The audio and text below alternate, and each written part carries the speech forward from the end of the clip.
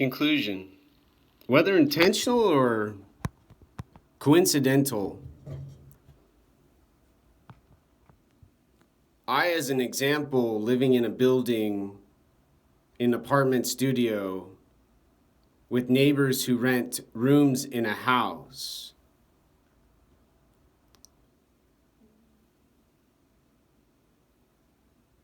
a woman who appears to be female, to not lose all respect for humanity, who never introduced them, they, this,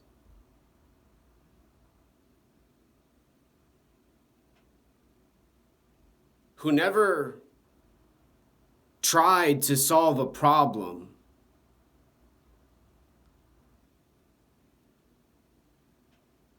and with an example not only of two tenants, but with men involved, men who do not rent those apartment studios in a building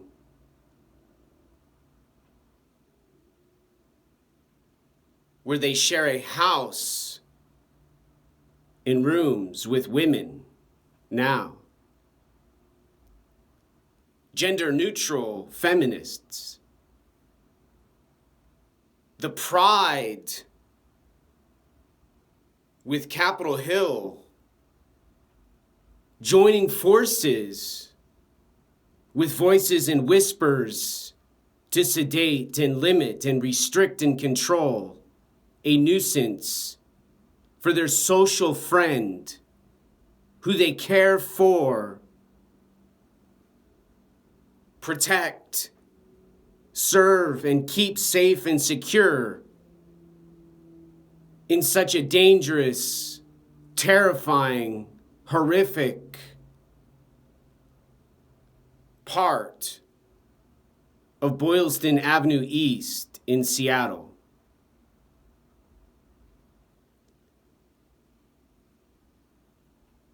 Having two neighbors who have a difficulty with touching the wall and scratching the wall and echoing awareness within a mystery of all kinds of confusion.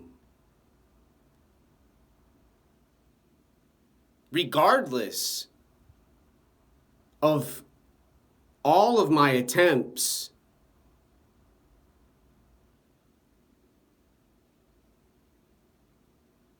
to carefully explain a voice, a sound, an echo in my apartment, eventually, later on down the road, could be the difference with a baby no longer being alive, an adult no longer here now from suicide, children and families with no assistance during a coronavirus pandemic now.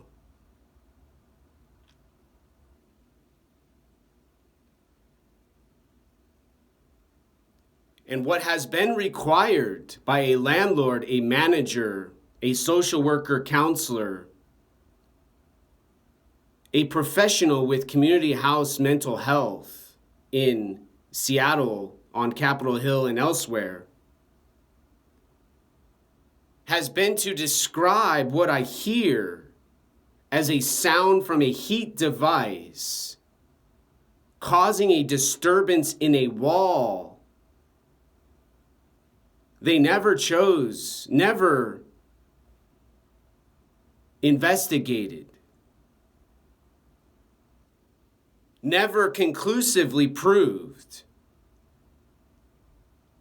But along with the disappearing social worker counselor, there's so much confusion and misdirection, there's hallucination. They might be listening to me now to make sure my behavior has been successfully contained, minimized, and eliminated for a distraction described by those other tenants who have reported me as a problem in their lives in a health building where they live and rent now.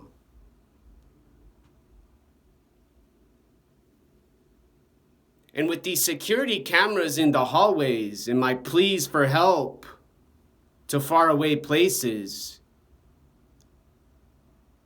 there's not a human on earth who has had as much courage as I have to speak for 4,000 videos and not take a rope around a tree and a knot, a noose, to be free and have freedom where there's no abuse, no suffering, no harassment, and no bully.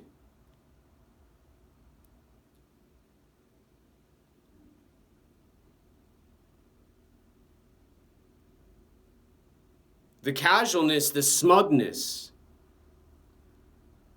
for the stories I've told to the people who needed the information was as easy to identify as a face and no emotion. A grin, a twisting of the mouth, and a stare from the eyes, and a light-hearted mood. Their keys dangling,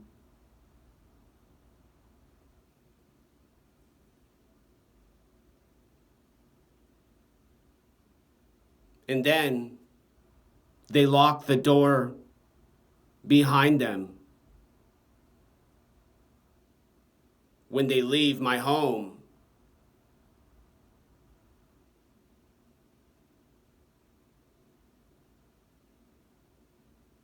My home, a place with no freedom, a place with no love caused by hallucinations, distractions, and confusions, and a home